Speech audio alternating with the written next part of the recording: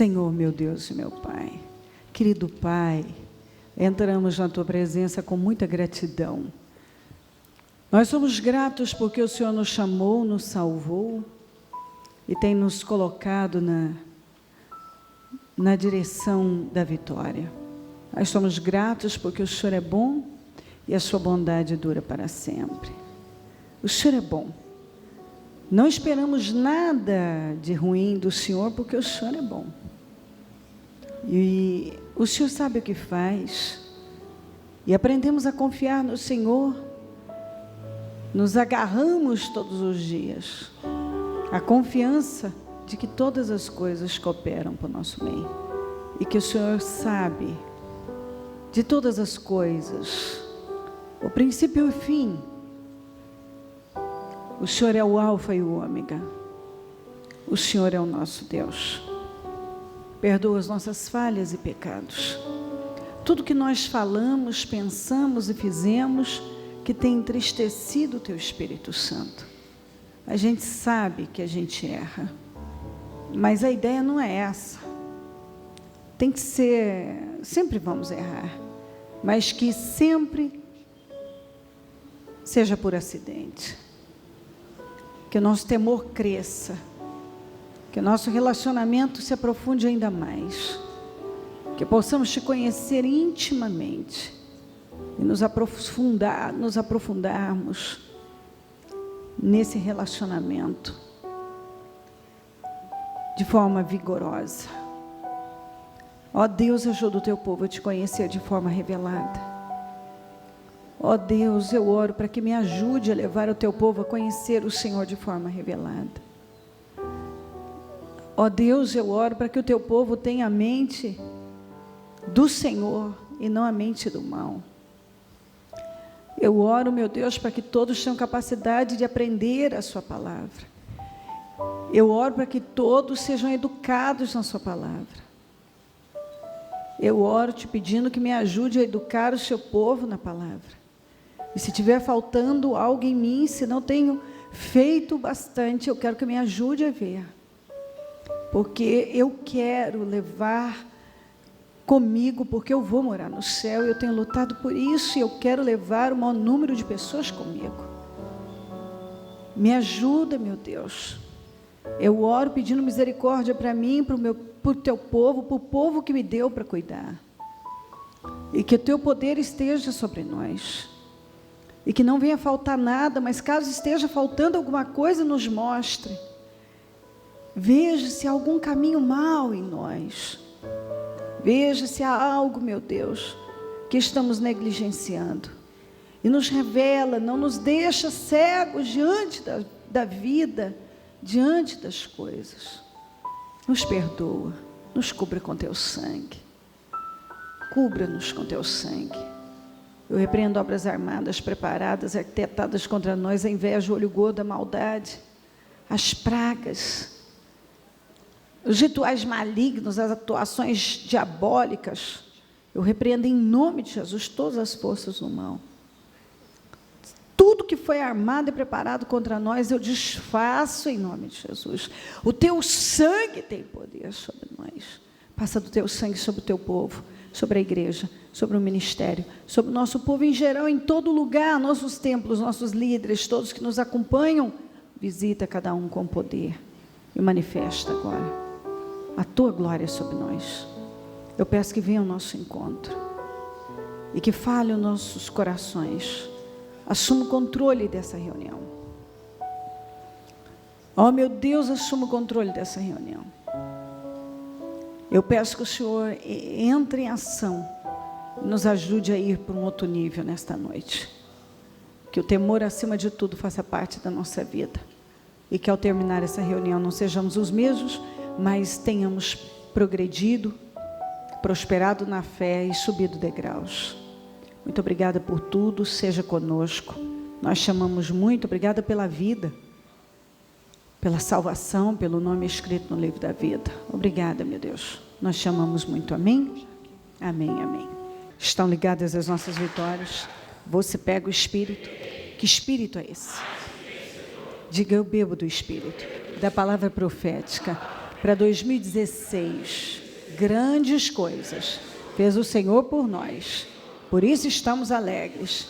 Diga, eu tomo posse dessa promessa. Não abro mão dela. Deus liberou para mim. E é isso que eu vou viver. Em nome de Jesus. Amém? Sentem-se, por favor. Vamos ler 2 Coríntios 10, 4 a 5.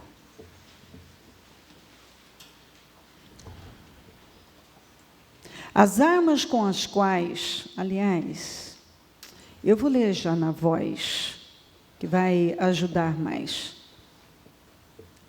com alguns detalhes. As armas da guerra que estamos lutando, na sua NVI, as armas com as quais lutamos não são humanas, não são deste mundo, mas são movidas por Deus e eficazes para derrubar fortalezas, erguidas contra a sua verdade. Estamos demolindo argumentos e ideias, toda filosofia alta e poderosa que se coloca contra o conhecimento do único Deus verdadeiro.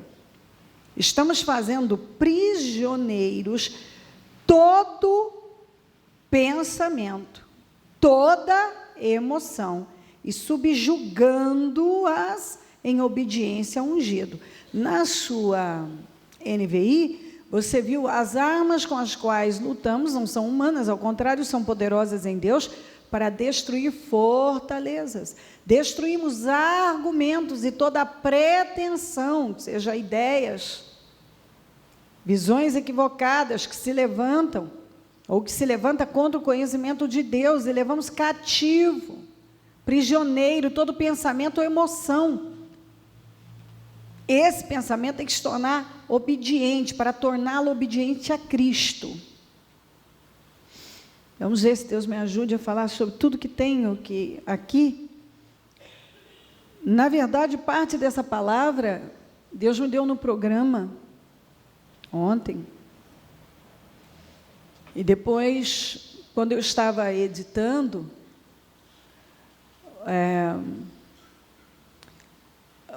o Espírito Santo me movia que eu devia seguir com essa visão para hoje. Orando, o Senhor me confirmou hoje. Apesar de ser uma palavra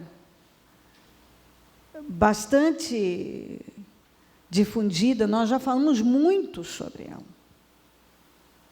mas talvez não tenha entrado na mente de todos da forma que deve entrar, que é revelada. O que é uma fortaleza? É uma linha de pensamento. O diabo começa a trabalhar cedo. Normalmente, ele começa a construir essas fortalezas muito cedo na vida das pessoas. Às vezes, quando ainda aquela pessoa era uma criança, já uma linha de pensamento estava sendo estabelecida como uma verdade absoluta. Então, essas fortalezas que são formas de pensar, é uma forma de pensar, uma linha de pensamento, é uma mentalidade. Ela começa cedo, normalmente, essas fortalezas são construídas pelo diabo. E aí, você cresce, a vida anda, você conhece Jesus e descobre que aquela linha de pensamento está errada. O que você faz? Você destrói esses argumentos, essas ideias, que se levanta contra o conhecimento de Deus, que se levanta contra a verdade, aquilo que é verdade. Como é que você combate uma mentira? Com a verdade. Agora eu sei que isso é mentira. Então eu combato com a verdade. Eu vou lá e destruo, eu levo cativo, prisioneiro, aqueles pensamentos, aquelas emoções subjugo e faço, como ainda está escrito aqui, ó, na NVI mesmo, torno os meus pensamentos agora obediente a Cristo.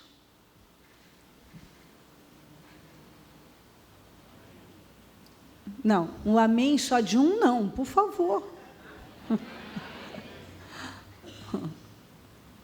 Por favor, eu sei que esse tempo dá soninho, mas não, você precisa dessa palavra, eu também, todos nós. Então,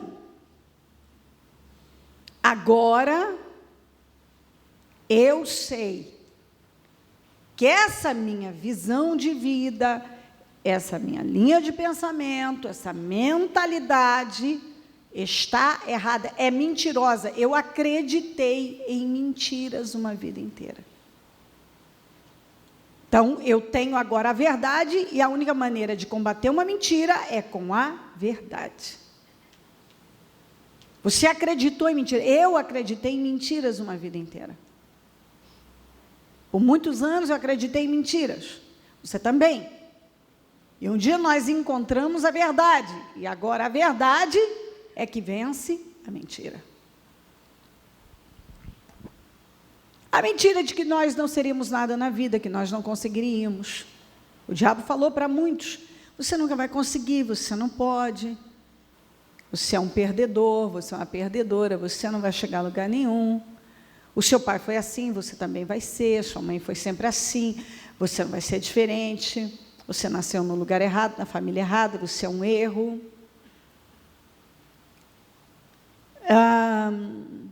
Você precisa disso para viver.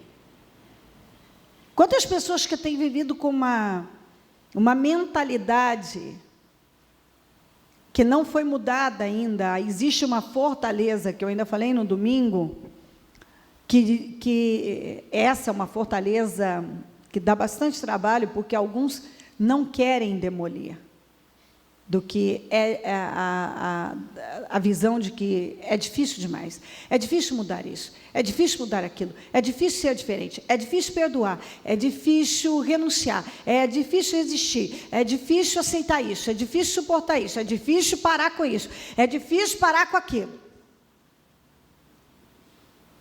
é difícil parar com esse vício, é difícil demais ser uma pessoa diferente. É difícil demais dizer não para isso. É difícil demais. Se a pessoa não parar para demolir essa fortaleza, ela para num lugar e não avança. Porque ela tem esse pensamento. É difícil demais. Tem gente que o diabo construiu uma fortaleza tão potente, tão grandiosa, que ela acha que a única saída para a vida dela é algo voltado para a derrota, que não tem jeito. É uma fortaleza, a fortaleza do não tem jeito, que é uma linha de pensamento, não tem jeito. É uma linha de pensamento, é um tipo de pensamento já estabelecido. É difícil demais. Quando existe essa fortaleza, você vê a pessoa já usando a expressão, é difícil demais, não tem jeito. Então, não consigo. Aquela linha de pensamento, não, meu pai sempre foi assim, é por isso que eu sou assim. Não, é que eu fui criado num ambiente assim, então eu sou assim. É que a vida inteira eu vi isso, eu fui criada, eu respirei esse ar, eu convivi com isso, a vida inteira. Então o quê? Você não consegue se livrar disso? É uma fortaleza que precisa ser demolida. Você tem que levar cativo e tornar seus pensamentos agora obedientes a Deus. Porque até hoje, essas fortalezas te fizeram obedientes ao mal. Agora você precisa levar cativo esses pensamentos, essas emoções, para tornar obediente a Deus. Porque agora você sabe que tem jeito, que é possível fazer, que não é difícil demais, que você pode tudo naquele que te fortalece. Agora você sabe que não é porque o seu pai, a sua mãe, ou a sua criação, o seu início foi terrível, você viu as coisas mais bizarras ao longo da sua vida, que você vai ter que seguir esse mesmo caminho, e que o mal que desgraçou com seu pai, com a sua mãe, com a sua família, e com muitos anos da sua vida, terá o poder, continuará tendo o poder de arruinar com você. Agora você sabe que não. O início ruim é só um início ruim, não determina o resto da sua vida. Eu posso parar e decidir ser uma pessoa completamente diferente. Apesar de eu ter vivido coisas, visto coisas, sido influenciada por coisas, e tendo recebido um tipo de, uma formação totalmente deformada, doente, eu agora sei, por intermédio da palavra de Deus, que eu posso ser uma nova criatura, ter a mente de Cristo, porque eu preciso trocar a mente do diabo pela mente de Cristo. Diga: trocar a mente do diabo pela mente de Cristo. Trocar a mente do diabo, a mentalidade do diabo, pela mentalidade de Cristo. Eu agora sei que eu tenho direito à mente de Cristo, que eu recebi a mente de Cristo. Eu posso não estar usando, mas eu recebi. Eu posso demolir essas fortalezas, esses argumentos, essas ideias satânicas, essa mentalidade diabólica, e abraçar a mente de Cristo que foi me dada. Posso seguir? Essa parte da lição, ela entrou.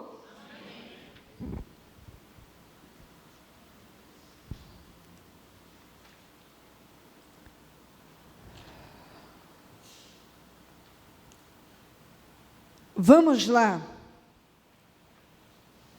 A Bíblia diz em Efésios 5,14.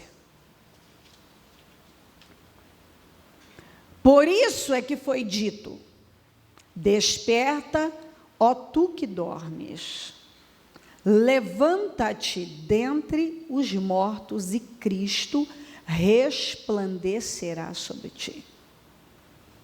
Essa dormência espiritual leva à morte. Uma pessoa, quando ela começa a cochilar na fé, ela começa a dormir espiritualmente. Quando você dorme, você não está vendo nada. Pode ter muita coisa acontecendo ao redor, mas você não está vendo.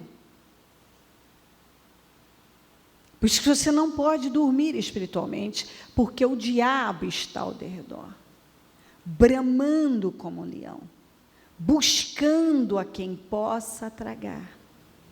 E se você dormir espiritualmente, ele vai fazer muita coisa.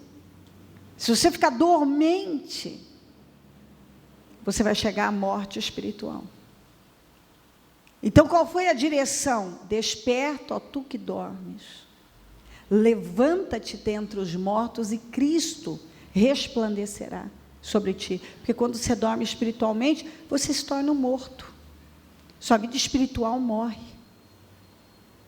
E se você morre espiritualmente, você pode ter tudo, ter dons, ter talentos, ter todas as possibilidades ao seu redor, à sua disposição.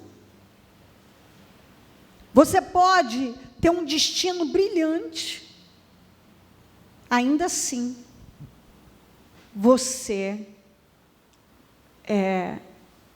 vai fracassar. Tendo tudo e, por fim, não tendo nada. Um grande número de cristãos nunca pararam para investir verdadeiramente na vida espiritual. Nunca. Nunca pararam para trabalhar verdadeiramente uma mudança de caráter, uma mudança interna. Por quê? Porque sempre dormiram espiritualmente. Ou a maior parte do tempo dormindo com uma morte espiritual. A maior parte, aliás, durante talvez toda a sua caminhada cristã, nunca demoliu as fortalezas. Nunca trocou a mentalidade do diabo pela mentalidade de Cristo. Tem muito cristão que nunca parou para demolir, para parar e dizer: eu tenho um problema. Eu realmente tenho um problema. Por quê? Porque muitos são orgulhosos. A fortaleza do orgulho é uma das piores, porque o orgulho se esconde, né? Você pode arrumar uma desculpa para aquilo que é orgulho. A fortaleza mais difícil de ser derrubada é do orgulho. E uma pessoa orgulhosa, o orgulho ele não vem sozinho, ele puxa muita coisa. A pessoa, por exemplo, aqui de Juízes, que eu vou falar do Sansão. O que destruiu com Sansão? Um grande número de pessoas levanta a mão e diz: Dalila. Não, a Dalila destruiu com a vida dela. Ela destruiu com a vida do Sansão. Porque, às vezes, as pessoas colocam o Sansão como uma vítima da Dalila. E o Sansão nunca foi vítima da Dalila. Nós temos que ver a história do Sansão. E a história do Sansão é a história do Sansão. Por acaso ele teve uma situação final, que foi o golpe na vida dele, que foi a Dalila. Porém, a Dalila foi o que cruzou o caminho dele para talvez como teste final. Agora vai ou não vai? Mas ele vinha numa sucessão de negligências e erros que, com certeza, se ele continuasse como aquele vagão descontrolado,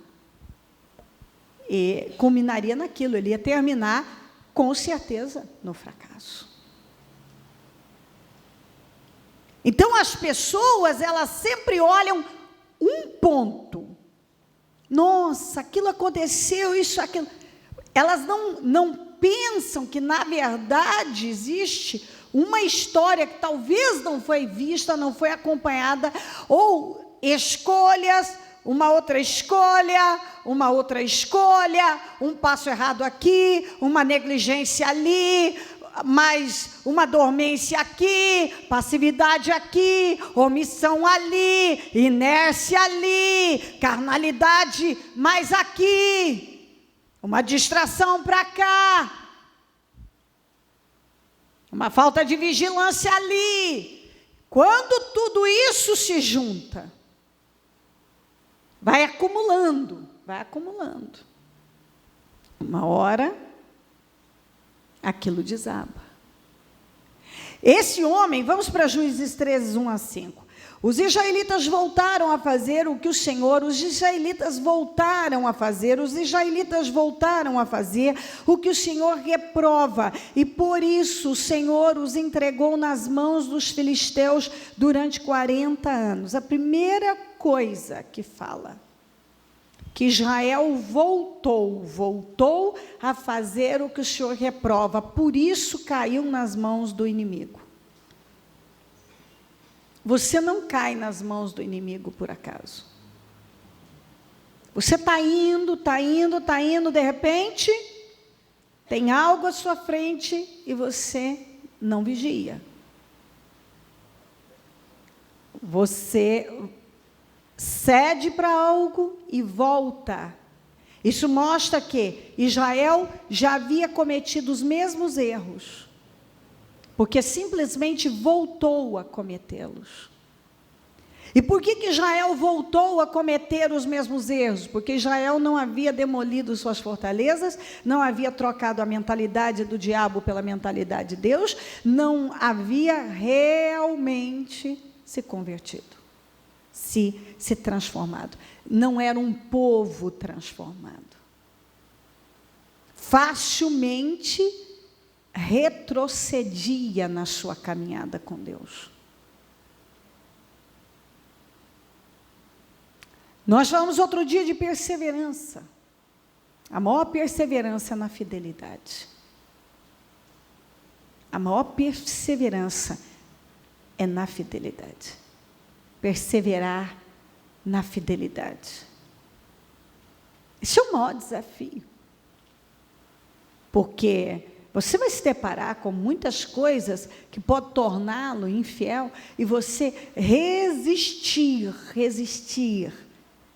a não voltar para aquela linha de pensamento, a não ceder para aquilo que você estava acostumado a ceder. Quando você tem algo dentro de você que precisa ser trabalhado, você não pode passar por cima. Você precisa parar e trabalhar aquilo. Eu vou repetir. Quando você tem algo, uma fraqueza, um problema, você não pode simplesmente dizer, não, eu estou bem, eu estou liberto, está tudo bem. Não, você precisa ver isso com cuidado, com responsabilidade, com temor. Porque quando uma coisa, um sentimento é escondido vivo, é enterrado vivo, você apenas escondeu algo que acontece com você. Você enterrou, mas enterrou vivo. Aquilo não está morto. Uma hora aquilo pode vir à tona. Tem muitas coisas que não estão mortas em muitos cristãos. Não estão. Tem muitos que ainda são os mesmos. Apenas com uma linguagem diferente, uma roupa diferente, um gesticular diferente. Mas a verdade é que existe lá dentro um velho homem que ele foi enterrado vivo, ele não está morto. E quando o diabo der uma pressão mais forte naquela área, como aquilo ainda está vivo, aquela pessoa pode cair naquilo.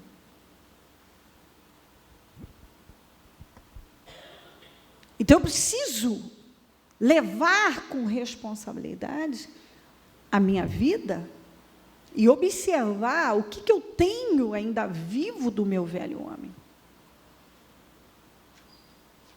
Da minha formação, da minha criação, da educação que eu recebi, do que eu ainda peguei dos meus pais, que eu peguei, que não foi bom, nem para eles, não vai ser para mim. O que eu peguei da vida, coisas, hábitos que envenenam a minha vida, mas que eu quero me convencer que não, eu agora eu sou outra pessoa. Mas, na verdade, lá dentro, isso está vivo, está enterrado, mas vivo. Não foi morto ainda. Isso não terminou, isso ainda existe. Isso ainda existe. Então, por isso que Israel caiu nas mãos dos filisteus. 40 anos de sofrimento. Porque eles voltaram a fazer algo que eles estavam acostumados a fazer. E por que eles voltaram a fazer? Porque não mudaram. Porque, na verdade, eles tinham muita coisa lá dentro que não, aquelas pessoas não tinham trabalhado. Tinha muita coisa viva ainda, que não podia estar viva mais. Certo homem de Zorá, chamado Manoá, do clã da tribo de Dan, tinha mulher estéril.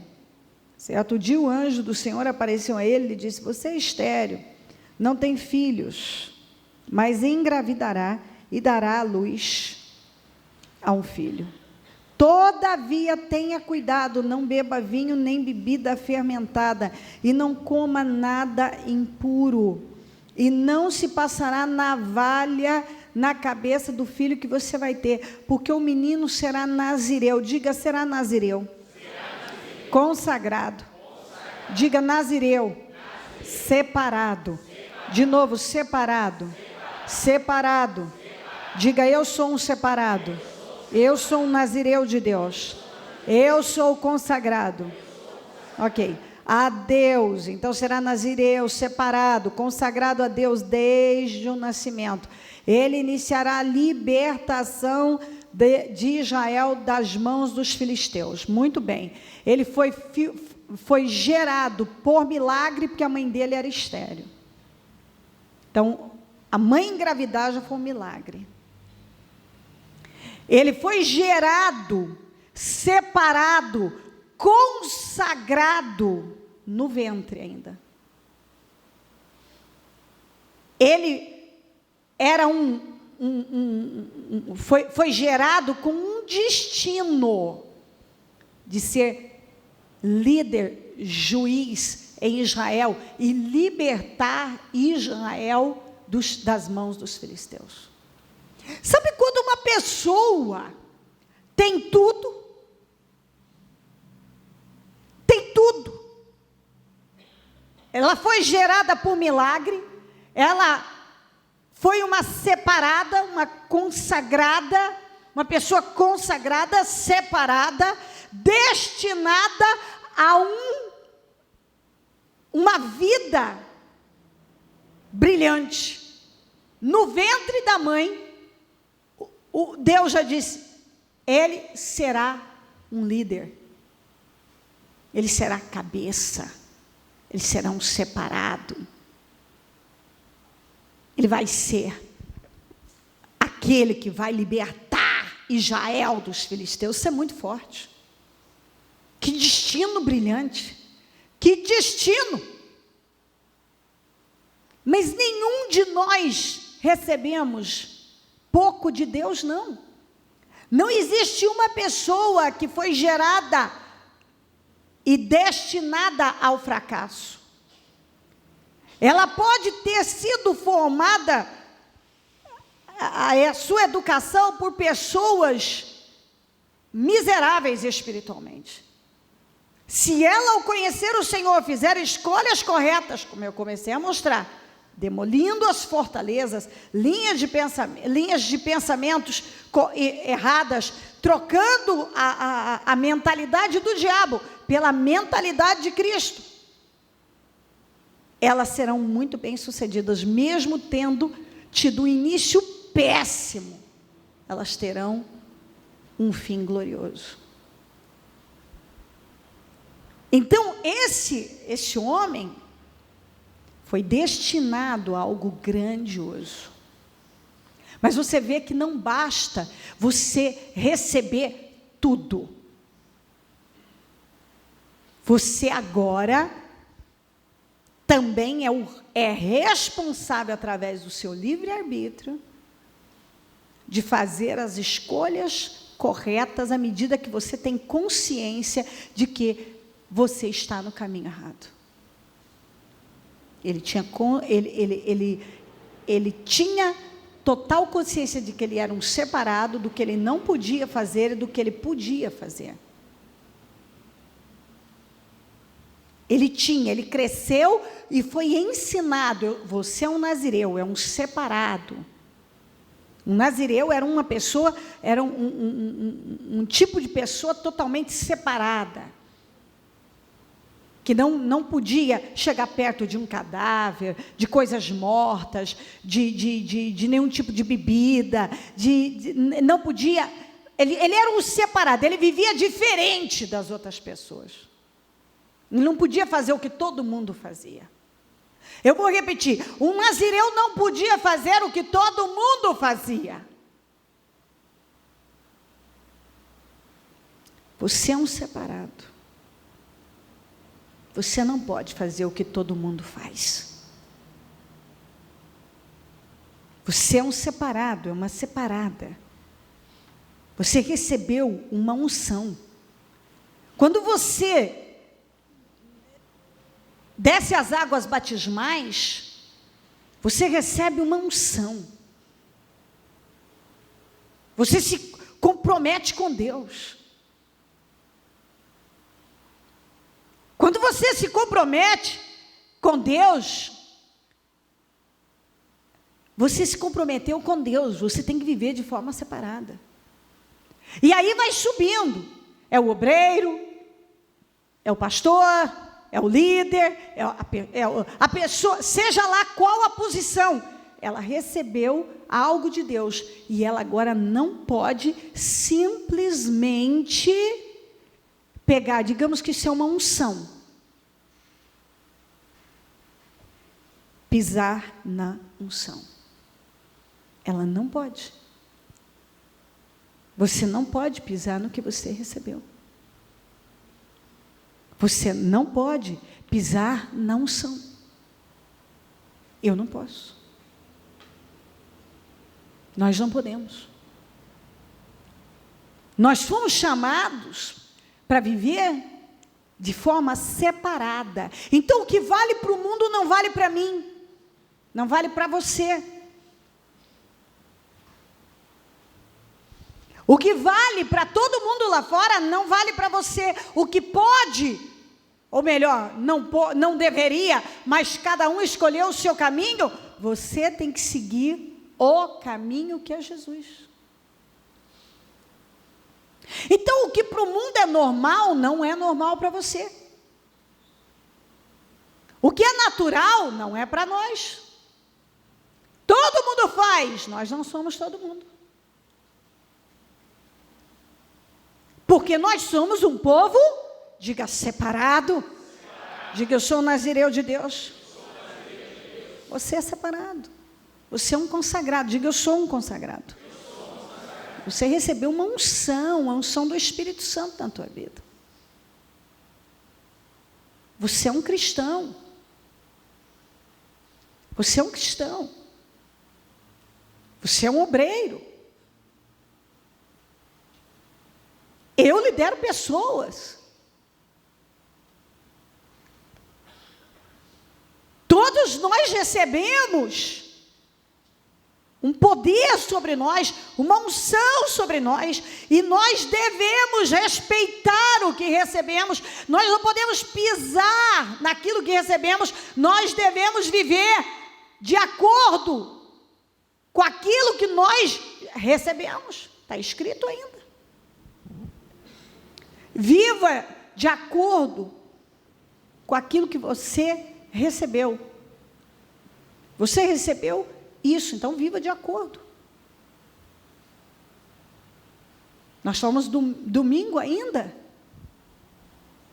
Você tem que viver de forma digna da vocação que você recebeu. Quem lembra disso de domingo?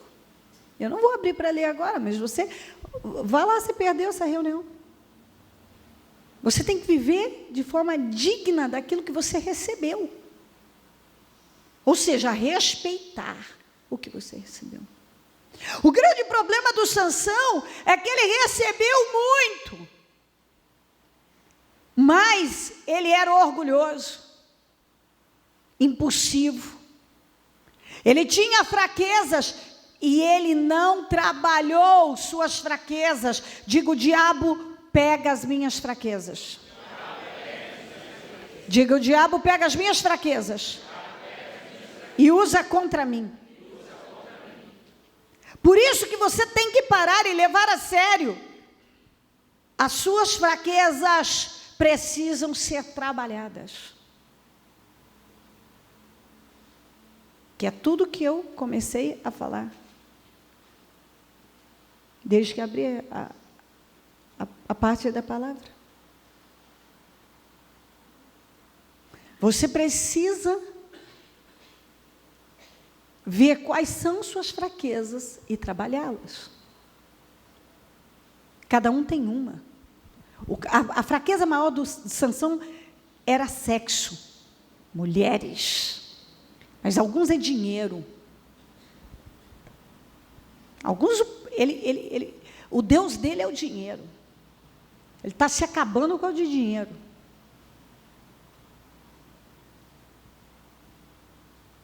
Alguns é mentira. É mentira. É viciado, é amante da mentira. Mas é cristão. Mas como eu falei outro dia sobre o vício da pornografia, eu não sei onde tiraram e deram essa... Aliás, eu sei, foi lá, começou isso com Freud, essa liberação sexual. Mas eu falo dentro das igrejas, essa necessidade de se enaltecer sexo, onde na Bíblia me mostra que sexo tem essa importância. Aliás, a maior importância do sexo na Bíblia é para a procriação. Ah, bispo, mas eu não posso desfrutar com a minha esposa? Sim, você pode. Paulo ainda diz que se apartem apenas para o jejum e a oração. Mas o leito deve ser sem mácula.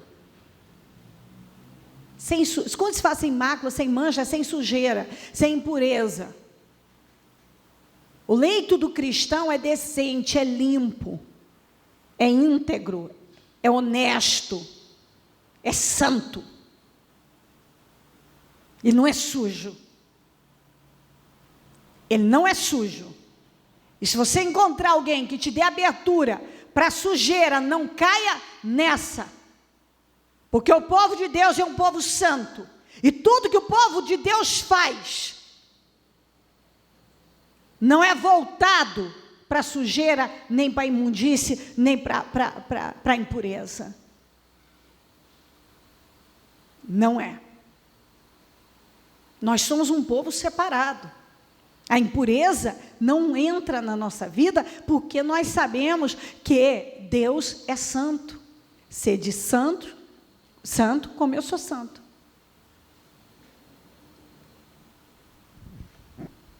Então, nós precisamos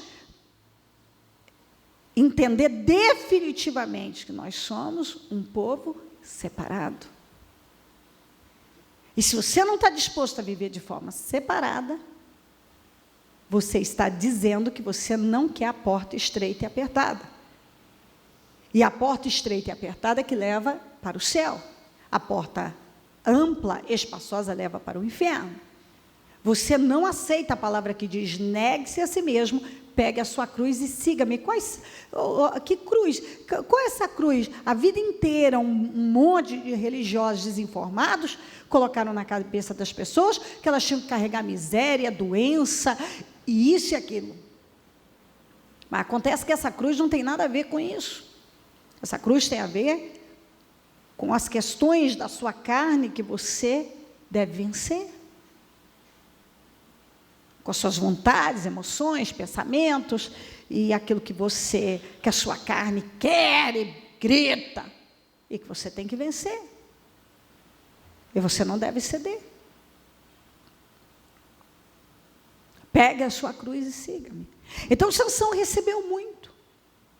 Mas nós vemos, eu até deixei aqui para ler, mas como eu quero seguir, eu acho que o tempo já está passando e eu quero concluir meu raciocínio. O Sansão matou um leão, ele não podia chegar perto de um cadáver. Ele matou o leão com uma força extraordinária, como se fosse um cabrito, ele rasgou no meio. Passado algum tempo, ele voltou, tinha se formado um favo de mel ali, naquele cadáver. Ele não podia nem chegar perto de uma coisa morta, quanto mais comer algo que tinha se formado num cadáver.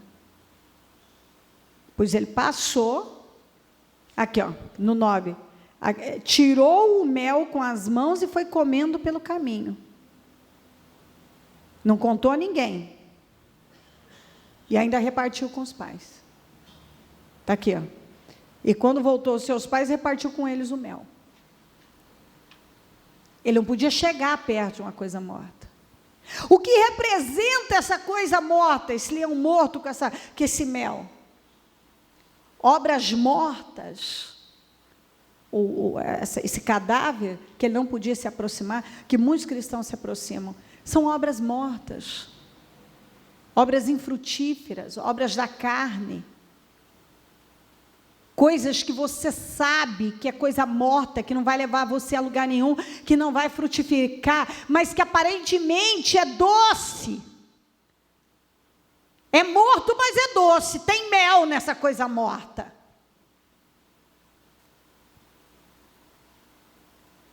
Você sabe que é uma coisa morta, que é uma obra, que é algo que é morto.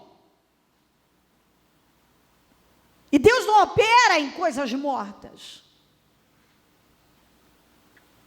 Mas é doce, de alguma forma te agrada. Você ainda quer.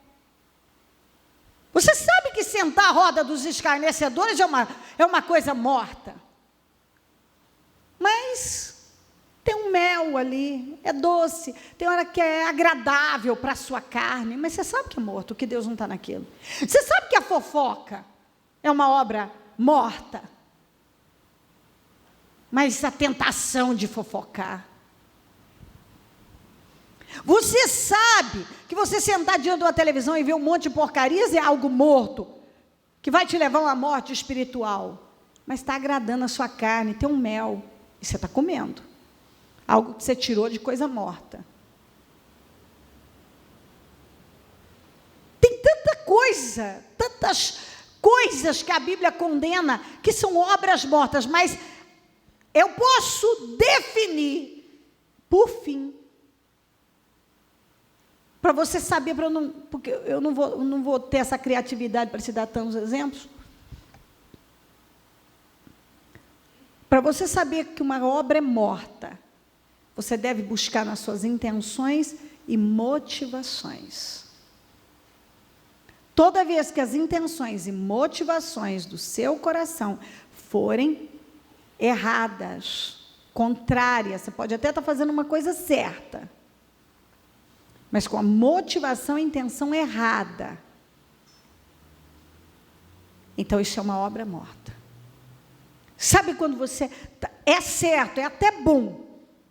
O que você está fazendo, qualquer um está vendo, não, mas está fazendo algo muito bom, está fazendo bom. Mas lá dentro você sabe que intenção e o que te motiva, quais são as suas intenções com aquela atitude, o que está te motivando a fazer aquilo. Eu quero perguntar aqui hoje, quando eu falo de intenções e motivações do coração, quantos sabem exatamente, já destrinchado, o que significa isso? Mas com uma sinceridade fora do comum. Estamos falando contra a mentira aqui. Você não é mentiroso, você fala a verdade. Levanta a mão para mim. Agora levanta quem não entendeu isso ainda, sobre motivação e intenção do coração. Levanta a mão. Ok. Então, deixa eu te dar um exemplo claro. Você vê uma moça jovem cuidando de uma senhora idosa. Você fica, olha,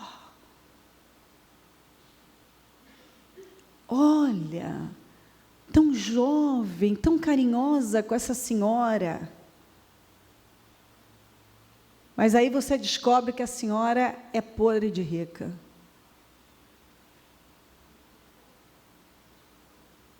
E você já viu alguém, ou essa moça não apareceu assim, como que, eu vou fazer algo fora do comum por essa senhora. E ela vai me beneficiar. Eu vou fazer com tão bem a ela para que ela me beneficie. A atitude dela para com a senhora, tratando ela bem, e isso, é boa, é certa. Mas o que a está motivando, a intenção dela, não é o amor e a vontade de ver o bem-estar daquela senhora e que ela tenha um final de vida glorioso, isso. É que aquela senhora a beneficie, talvez colocando ela no testamento, ou dando a ela alguns privilégios, ou isso e aquilo. Ela está ali não pela senhora, mas pelo que a senhora tem.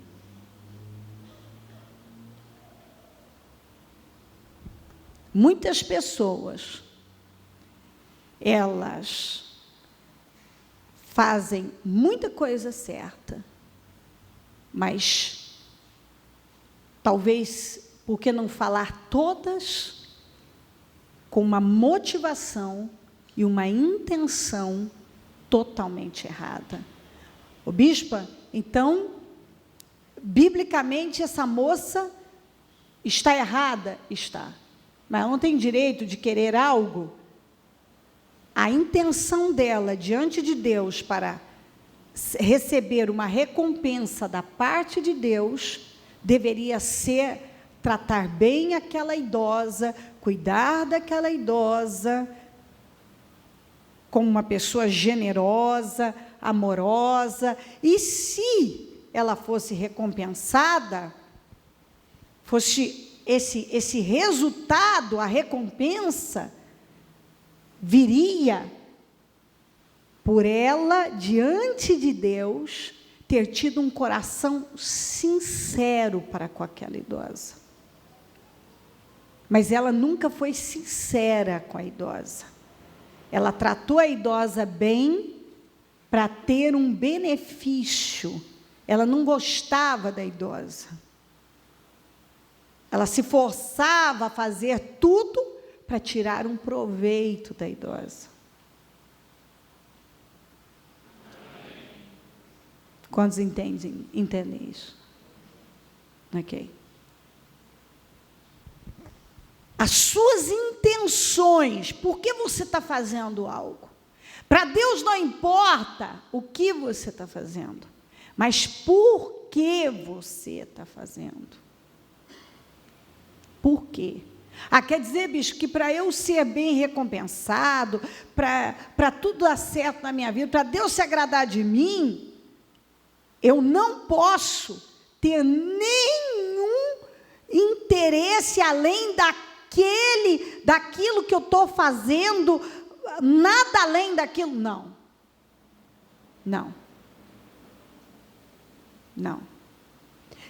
Se eu estou pregando o evangelho aqui, eu preciso ter como único desejo dentro de mim, motivação e intenção, levar você para Deus. Quando eu te trato bem, para você me dar algo, eu te trato bem, para você fazer algo pela obra, eu estou errada. Eu tenho que te tratar bem, porque a Bíblia me mandou te tratar bem. Porque é certo diante de Deus te tratar bem.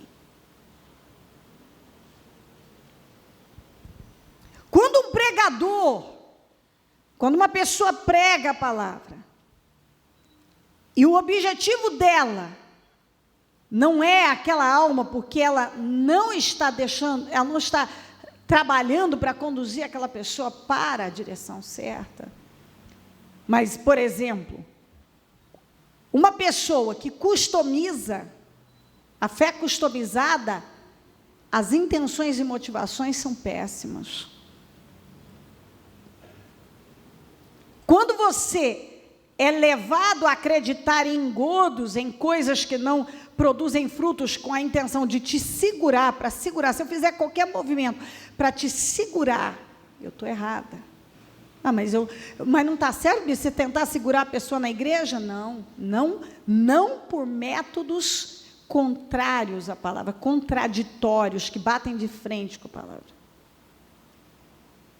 Então, a única coisa que vai fazer com que a Cleo, pregadora do Evangelho, que tem uma missão, tenha galardão e não perca a salvação dela, é a intenção de te levar para o céu, é a motivação. O que está me motivando aqui, a estar aqui nessa quarta-feira, pregando para você a palavra? Um desejo de te fazer conhecer a Deus, te levar para Deus.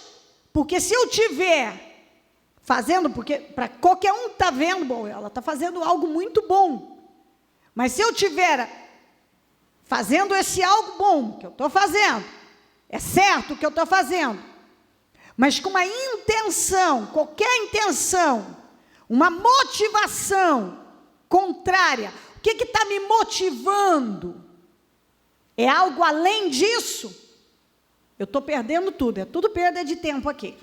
Minha energia, tal. O que eu receber vai ser de você, se você me der alguma coisa. Porque de Deus eu não vou receber nada.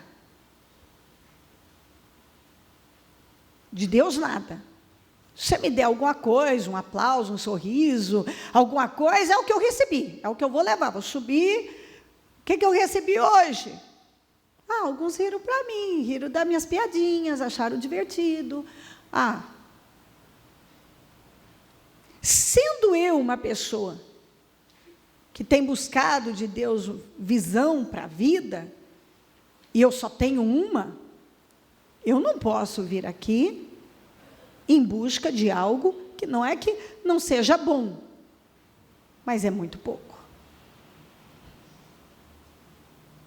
É muito pouco. Eu não quero isso para a minha vida, não. De jeito nenhum. Eu sou uma pessoa que ambiciona coisas bem maiores. E eu sei que quem pode me promover é Deus.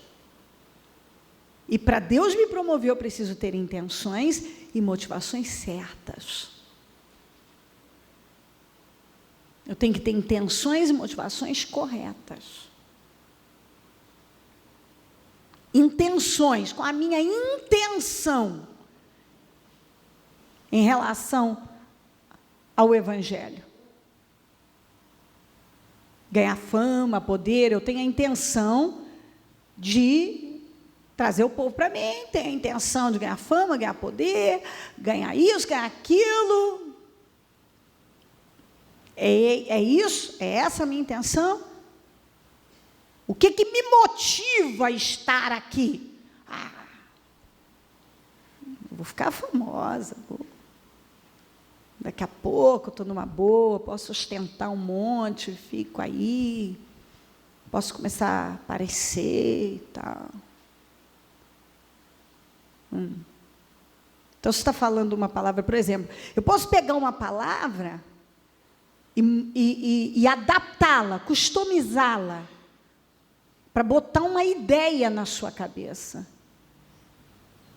para sustentar algo que eu quero trazer para mim, eu quero conseguir algo de você. Então, eu pego uma palavra, customizo ela, adapto, dou uma adaptação nela, coloco as palavras certas, movo da maneira certa, faço uso de uma boa comunicação, e coloco dentro de você uma linha de pensamento adaptada, customizada, com a intenção de te controlar de alguma maneira, de fazer ceder para algo que eu quero, 1000 coisas. Isso é abominável diante de Deus. Deus não quer saber por que a Cleo, não quer saber o que a Cleo está fazendo. Deus quer saber por quê. Então, guarda isso, não importa o que você está fazendo. Mas por que você está fazendo? Diga por quê. O que você está fazendo? Que intenção? Quais são suas intenções? O que te motiva?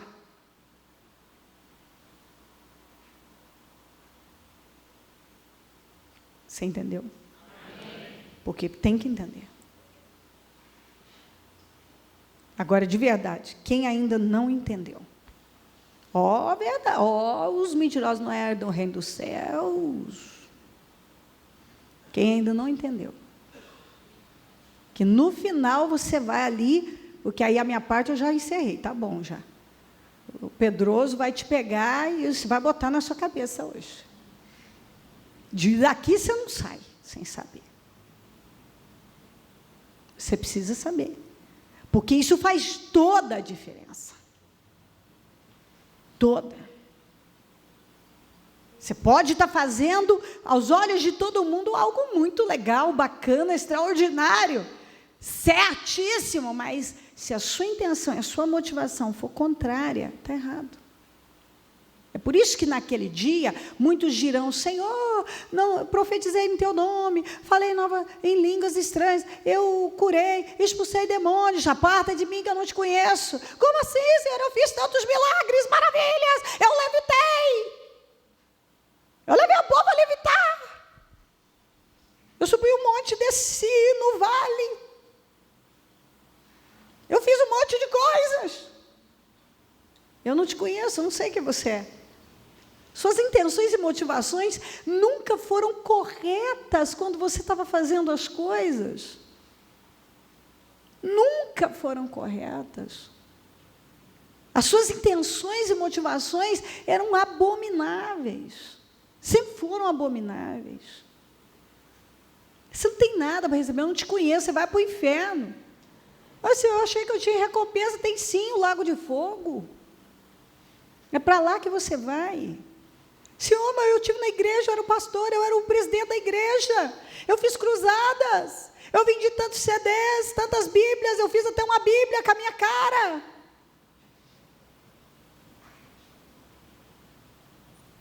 Eu fiz isso, eu fiz aquilo, eu fiz um monte de coisa, eu não te conheço, filho, eu não sei quem você é. Suas intenções e motivações foram péssimas. O Sansão, ele tinha tudo. Ele tinha um destino brilhante, ele foi destinado a algo extraordinário, mas ele achava que ele podia passar por cima daquilo que Deus havia dito. Ele não viveu como um separado. Ele chegou perto de coisas mortas, e eu, repetindo, para você saber o que é uma obra morta, definitivamente, analise as suas intenções e motivações. Pode até ter um mel, pode até ser certo o que você está fazendo, mas se a sua motivação e a sua intenção é errada, é obra morta. Sansão ignorava o que Deus falava com ele. Sansão foi forte. Sansão matou 1000 com uma queixada de jumento, arrancou a porta da cidade com batente e tudo, mas era impulsivo, orgulhoso, não ouvia ninguém. E tinha uma fraqueza que ele nunca parou para trabalhar. Ele tinha fraqueza por sexo, fraqueza por mulheres. E tinha sempre nas confusões dele uma mulher no meio.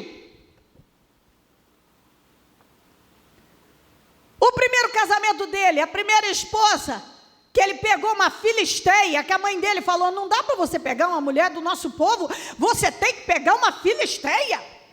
Ele disse, é dessa que eu gosto. É assim. É que agora não tem mais tempo para ler isso tudo para você. É dessa que eu gosto. É assim que alguns dizem, eu gosto disso e acabou. Você é o separado. ali, você é o separado, você é o consagrado, você tem uma unção, isso não é para você.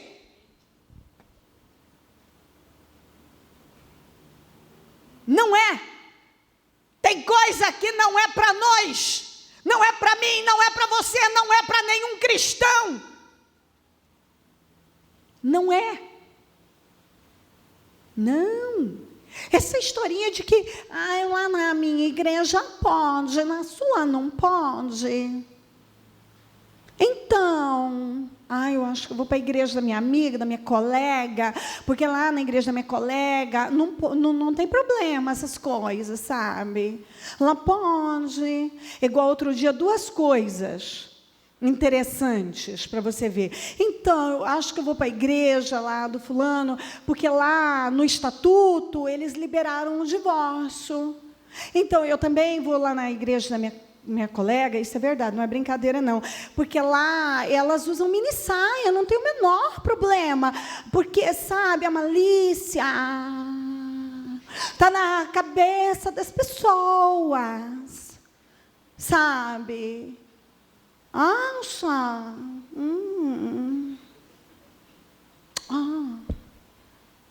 Malícia. Está na cabeça das pessoas. Eu não quero abrir mão, só porque eu fiquei crente, agora eu vou abrir mão da minha mini saia. Eu tenho um monte de vestidinhos assim, sabe? Bem de piriguete, eu quero ser cristã piriguete, entendeu? Eu quero piriguetar, entendeu? Eu acho que eu sou moderna, eu gosto de ser crente piriguete.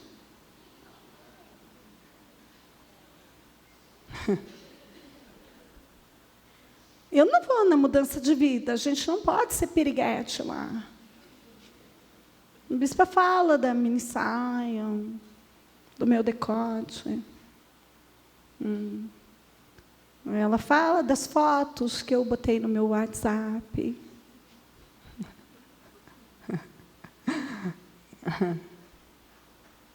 Eu falo, a porta estreita, apertada, é que leva para a vida eterna.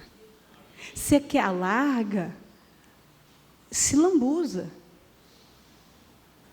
Mas não espere entrar no céu. Você não vai entrar no céu.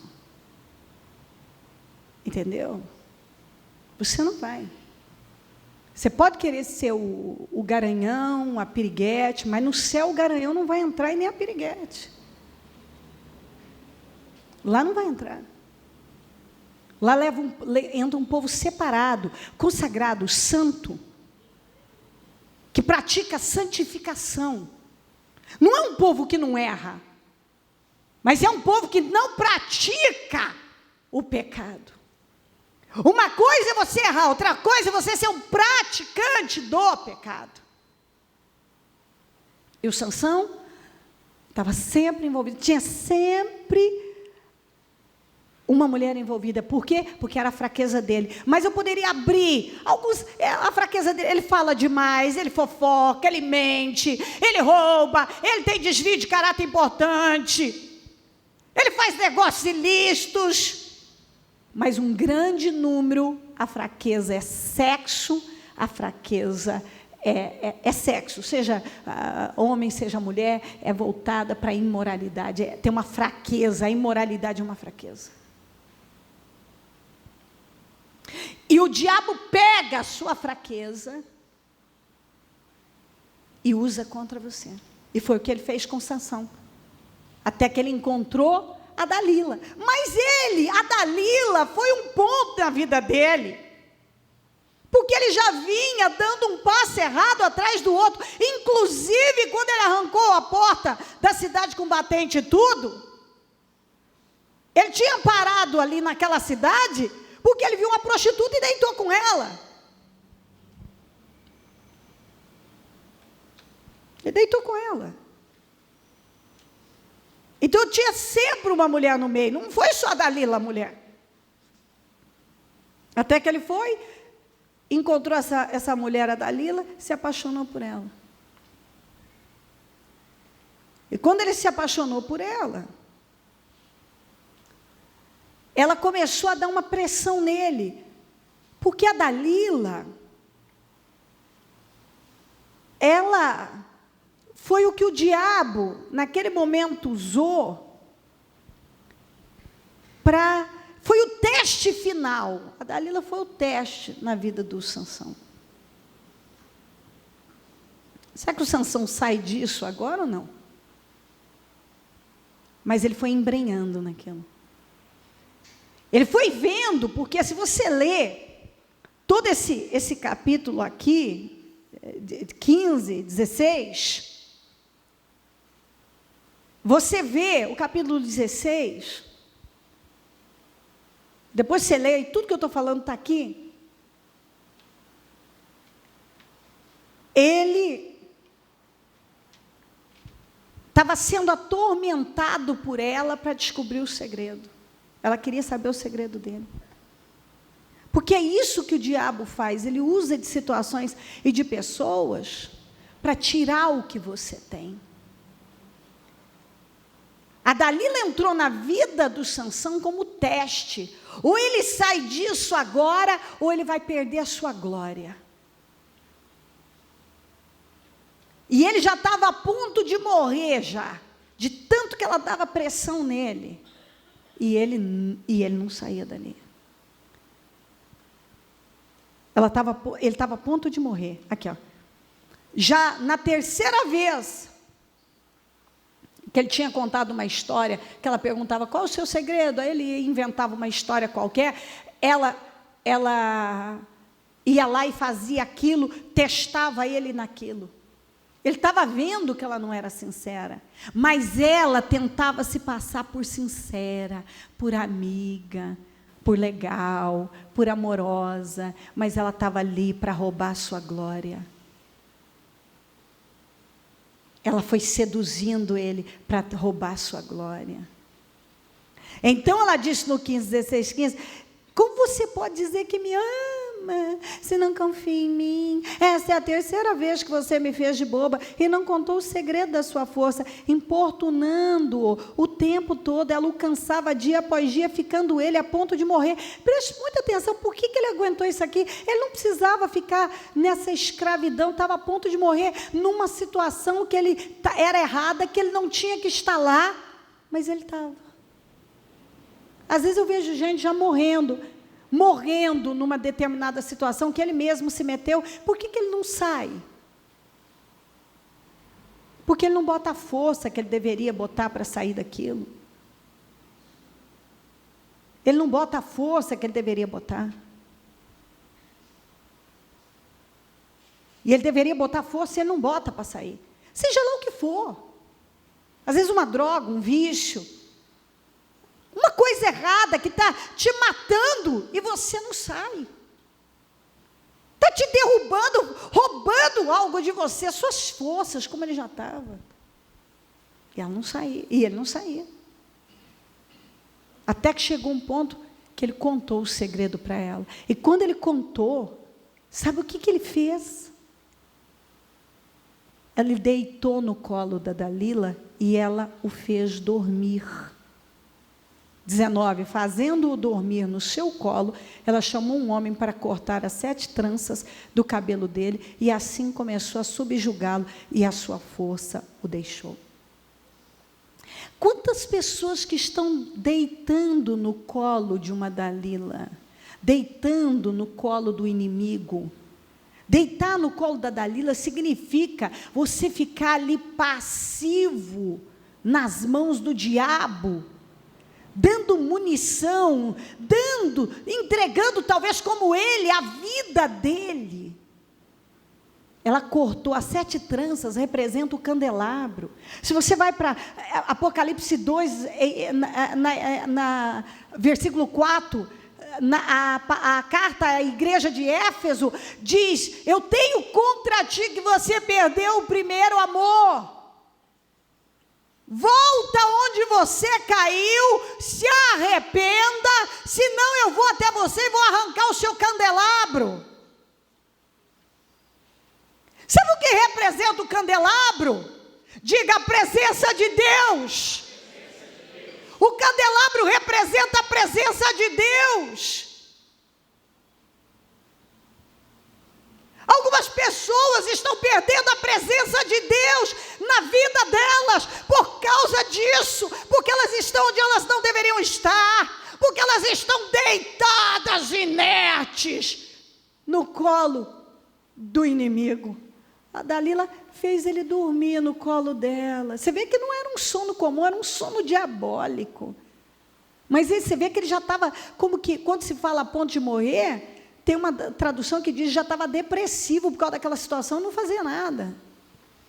Então você vê que era uma pessoa oprimida, um homem que estava tão forte, tão grande, predestinado a coisas grandiosas, e ali, deitado no colo de uma mulher que se fazia de uma boa pessoa, mas que tinha um único intuito: acabar com ele, arrancar o seu candelabro, tirar a sua glória, afastá-lo de Deus, colocá-lo nas mãos dos inimigos. O único intuito do diabo é te colocar na derrota, é roubar a sua glória, é tirar o que você tem de melhor, é te afastar de Deus, é você perder a presença de Deus, é o Espírito Santo sair da sua vida como o Espírito Santo saiu da vida do Sansão. E depois que o Espírito Santo saiu da vida do Sansão, ele teve os olhos dele furados, porque ele já era um cego espiritual, agora ficou cego fisicamente, passou por muito tempo girando um moinho para o inimigo, e ele virou objeto palhaço da corte. Todo mundo vivia se divertindo às custas dele. Isso está escrito, está aqui, eu só não tenho tempo de ler.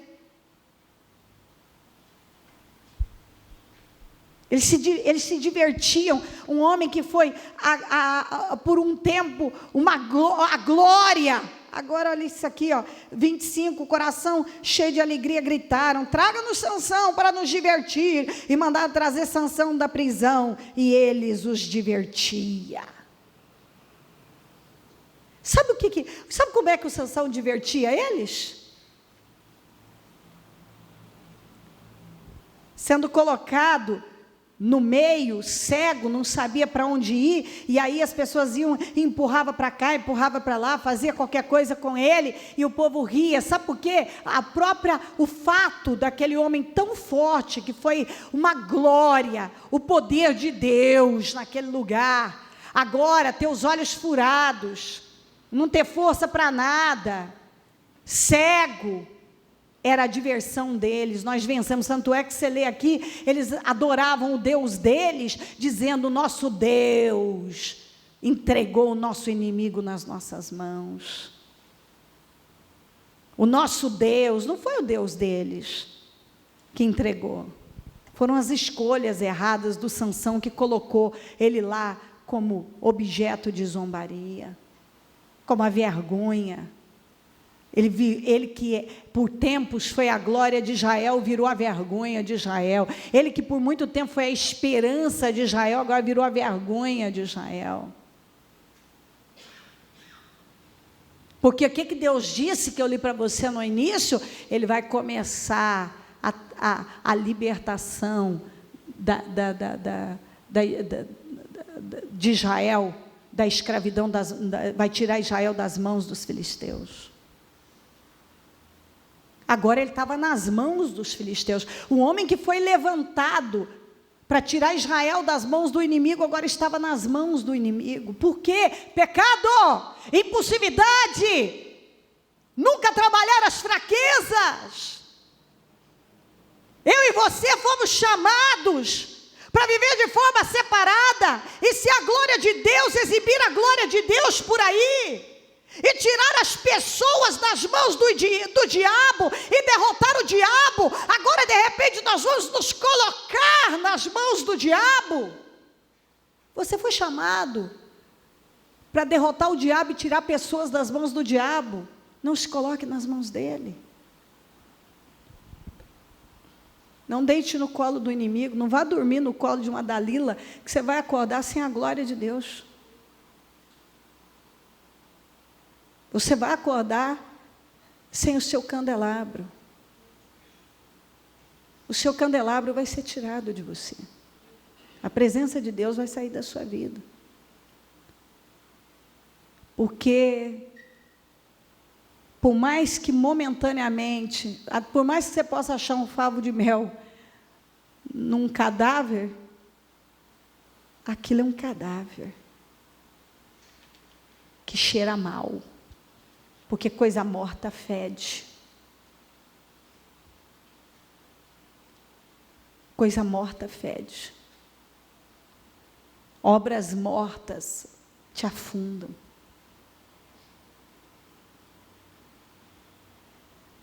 Você pode ter um destino glorioso, ter sido destinado para coisas extraordinárias, mas são suas escolhas que vão determinar se você vai viver essa vida que Deus te destinou a viver, ou você vai viver a vida que o diabo tem trabalhado para que você viva e te destinou a viver. Porque o diabo também decretou, tem uma sentença, ele lançou uma sentença sobre cada pessoa, ele trabalha todos os dias para nos destruir, e todos os dias nós precisamos trabalhar para não deixar, porque todo dia ele pode colocar no nosso caminho alguma coisa, e se você esmorecer e ceder para essa coisa, e mais que isso, ficar passivo, entregue, ela te fazer dormir no colo dela. E o que eu li para você no início da reunião? Desperta tu que dormes, levanta dentre os mortos.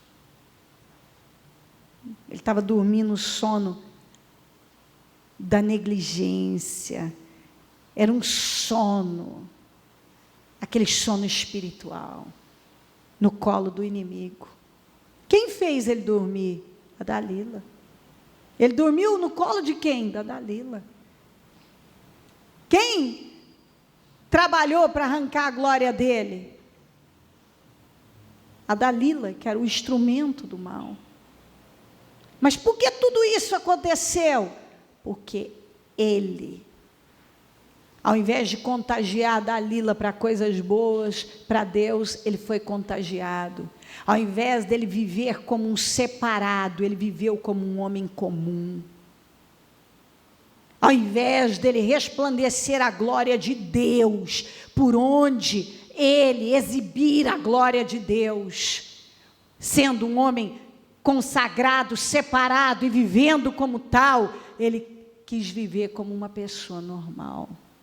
Tendo o poder de Deus, eu tenho poder, eu tenho a unção, eu sou Sansão, mas eu também quero desfrutar e ceder para as minhas fraquezas. Não pode. Você vai ter que escolher. Ou vai ser o Sansão separado, glorioso, ou vai ser o Sansão cego, movendo um moinho, sendo objeto de zombaria do inimigo. Não dá para ter as duas coisas. Não dá para carregar a glória de Deus e carregar o pecado junto. Não dá para você ter a glória de Deus e viver como uma pessoa comum. Ou para você ter a glória de Deus, tem que viver como uma pessoa separada. Você é um separado. Sansão era um separado, um consagrado, um nazireu, e tinha que ter vivido como um nazireu, como um separado, como um consagrado. Mas ele achou que ele tinha controle. E o diabo o meteu numa teia que ele não saiu. Coloque-se em pé, por gentileza.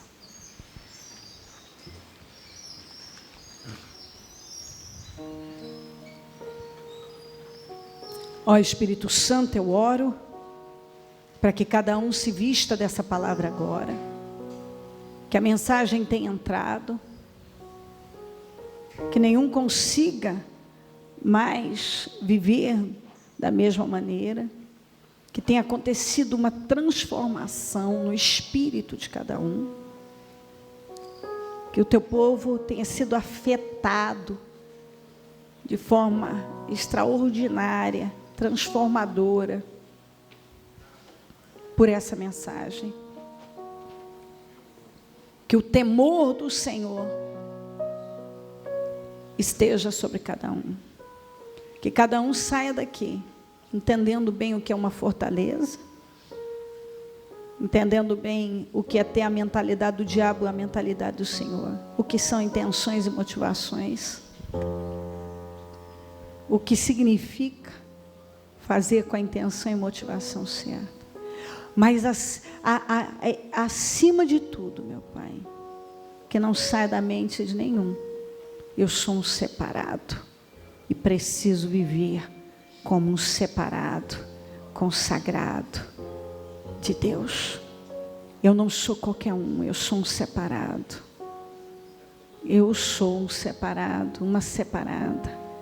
Eu não posso viver como todo mundo vive, eu não posso fazer o que todo mundo faz. Eu não posso ir no mesmo lugar que todo mundo vai. Eu não posso. Senhor, abre a mente de cada um. Tem cristão indo em lugares que o Senhor não está. Tem cristão envolvido com coisas que o Senhor não está. Tem cristão, Senhor, pisando na unção, como Sansão pisou. O que vale para o mundo não vale para nós. O que vale para um monte de gente não vale para nós. O que vale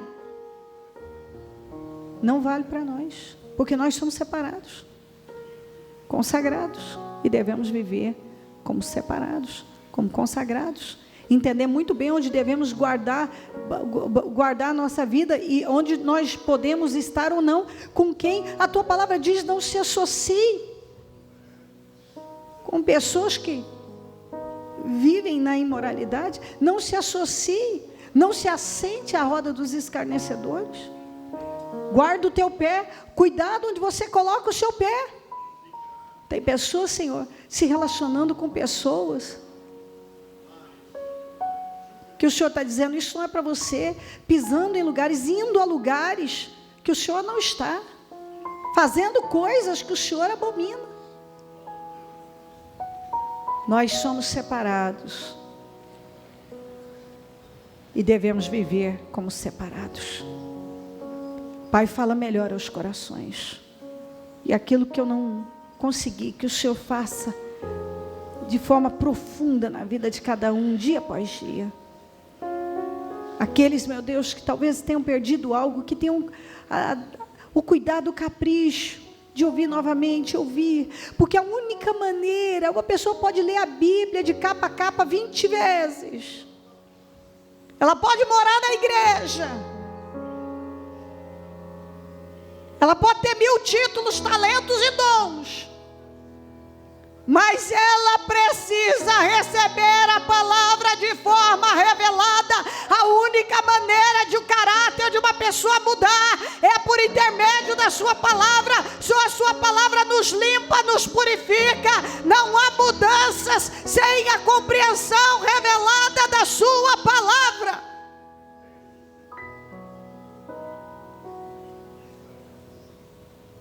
Uma pessoa não conhece o Senhor porque leu a Bíblia 20 vezes de capa a capa, porque fez teologia, porque fez qualquer outra coisa, porque fez 1000 coisas. Ela conhece o Senhor quando a palavra do Senhor entra de forma revelada, e ela vai preparando a mente através da palavra para te obedecer. Meu Pai, eu falei essa semana e eu volto a te pedir que haja esse entendimento. A tua palavra que prepara a nossa mente e o nosso coração para nós sermos capazes de obedecer. A sua palavra, ela causa temor. Nós não vamos conseguir obedecer se não tivermos temor. É o temor que nos leva a obedecer. E quando nós obedecemos, somos abençoados. Mas como é que nós vamos adquirir temor e conseguir obedecer se nós não recebemos a palavra de forma revelada? Nós temos que ouvir e ouvir e ouvir de forma revelada, porque a tua palavra nos prepara a nossa mente, prepara o nosso coração, prepara o nosso espírito, para nós conseguirmos obedecer. A única forma de nós sairmos lá fora e conseguirmos colocar em prática a tua palavra, aquilo que é certo, a única forma é tendo a nossa mente preparada, o nosso coração, o nosso espírito. E isso não vai acontecer se nós não investirmos no conhecimento revelado da sua palavra. Religião não salva, igreja não salva, líder nenhum tem o poder de salvar. Ler a Bíblia por ler a Bíblia não muda na vida de ninguém. Não muda, essa é a realidade. Tem um monte de gente que já fez todos os seminários, todos os cursos, já fez a faculdade de teologia e conhece a Bíblia de capa a capa, mas não tem espírito, não tem vida, não tem revelação. Eu oro, Espírito Santo, venha sobre cada um e ajuda cada um a te conhecer, te encontrar,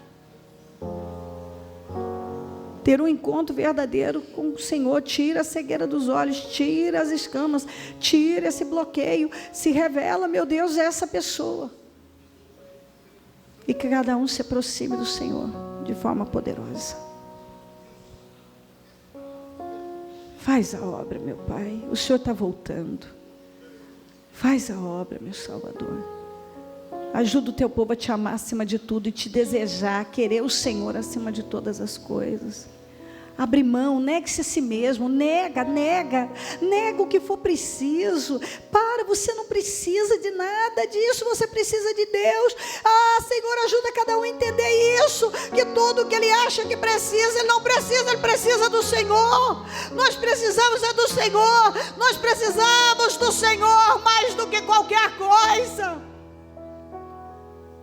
E muitos estão entristecendo o Senhor por causa de tantas coisas, e acha que precisa de tantas coisas, mas nós precisamos do Senhor. O Senhor é tudo que nós precisamos, porque se nós tivermos o Senhor e a tua bênção, seremos em tudo abençoados, realizados e prosperaremos. Meu Pai, seja lá o que for que estiver acontecendo com cada um, eu peço, se revela, abra a mente da visão, e que cada um se aproxime do Senhor intensa e profundamente. Nós chamamos muito e te glorificamos por tudo. Obrigada, Deus. Obrigada, meu Deus. Amém. Amém, amém.